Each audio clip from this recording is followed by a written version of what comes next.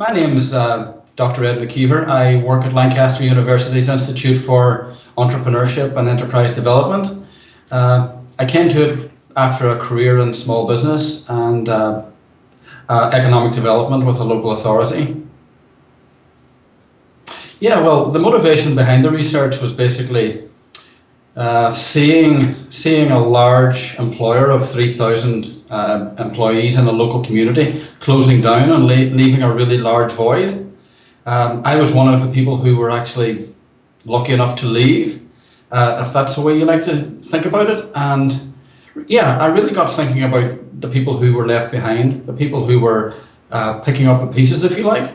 And really that's what got us to think about what were their motivations for staying and what was it they were actually engaged in.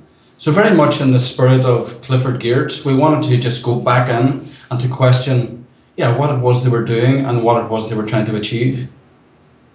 Basically, we started to try and write the paper as a social enterprise paper because we saw a lot of social enterprise activity springing up in the community as an attempt to fill the void. But really what we started to notice was it was actually established entrepreneurs who were actually doing this outside of their own actual business. So we started to question, maybe it's not so much about social enterprise, it's actually about the relationship of these entrepreneurs with the context in which they're actually running their business. And so really we started to then home in on the question, what's the relationship between entrepreneurs and their community in which they're embedded? What's the relationship to place? And we started then to frame it around this more, the notion of participating, joining in and actually leading the community from within. The data process really began by me going back into the community where I was born and then actually re-establishing myself after a period of say 8 or 10 years. And I did that through my own family, but I also did it through the lead entrepreneur who was one of the directors of the company that had closed.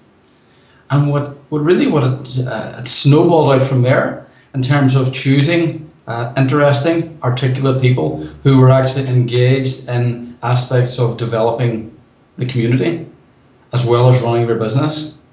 So really what we were trying to do was get the insight of these people and also triangulate that with other people, for example, the mayor, the town clerk, people from the local council, the local authority. So really it was to try and join in with what was going on. And that actually happened over a period of 3 waves of quite intensive field research, where I actually stayed in the community. I cycled around on my bike and re-established my connections with the place. Well, I had the accent, so that really helped. And that helped me to embed, and actually that's when it crossed into participant observation, when I was actually sitting in the pub at the football, just dealing with people that I hadn't seen for quite a while, but really who were very interested in telling this story of the rebirth of a community, if you like.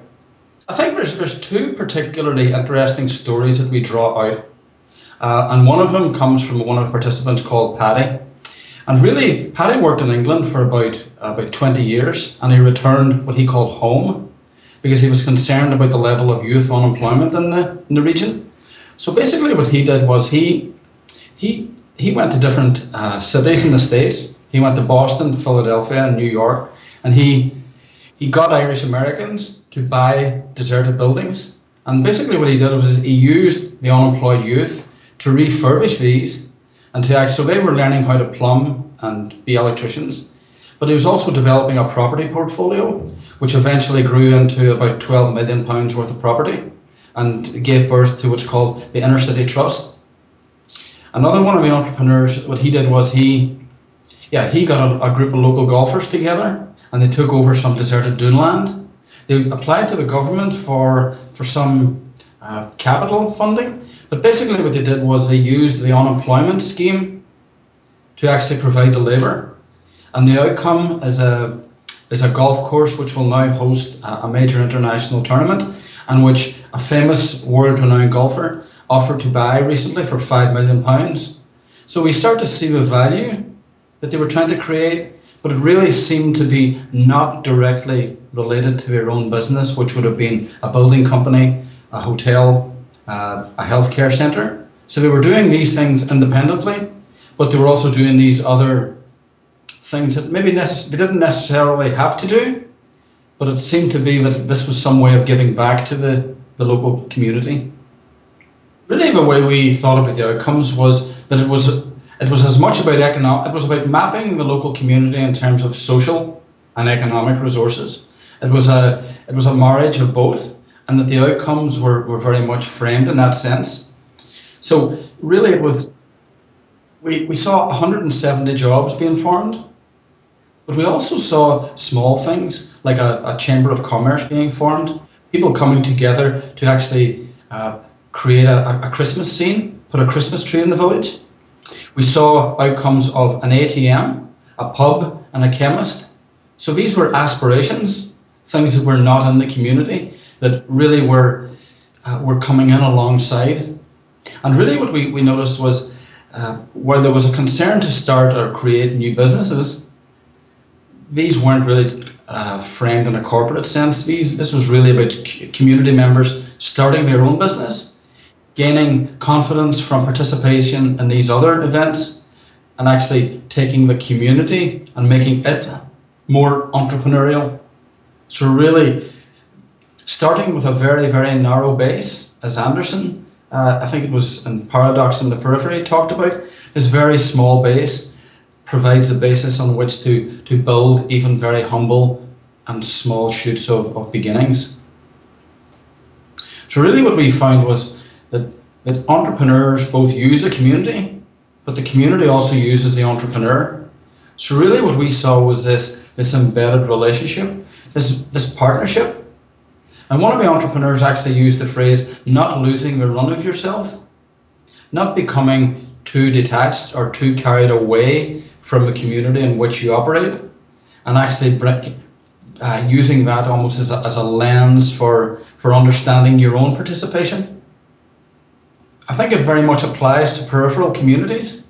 When we were doing our literature review, we were looking at communities in Alaska. We were looking at Johnston and Lyonnais's work on depleted communities. These depleted communities seem to have a common malaise, and they seem to have a certain type of entrepreneur, a certain type of person who's not willing to leave, who recognizes that the social fabric is being undermined, and who actually goes and does something about it. Maybe not with an explicit plan, but maybe just drawing on what's available, what's there, what's in place. I think the main implication is that having an entrepreneur in the community does more than just bring the benefits of having a few jobs. The outcomes can be much, much broader. But communities also have to realize that entrepreneurs see things in a particular way, and very often to allow them to lead.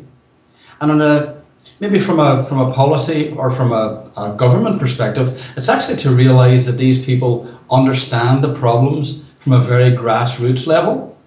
And really, they can be seen often as the brokers who can bring what we call a commonly understood problem into the particular framework which allows the creation of a solution. So they almost become the brokers, or the people who can look at it from two perspectives and to blend the social and the economic as it links to that particular place. The example that we had was when an entrepreneur was getting an empty response from a civil servant, and he actually used the shadow of a community to influence a decision, a funding decision.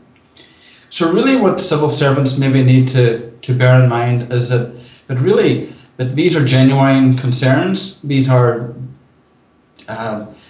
genuine cases which represent communities. So when an entrepreneur knocks on your door with a socially commendable idea, it's actually on behalf of those who he represents or she represents. So really think in terms of who are they representing and who are ultimately going to be the beneficiaries.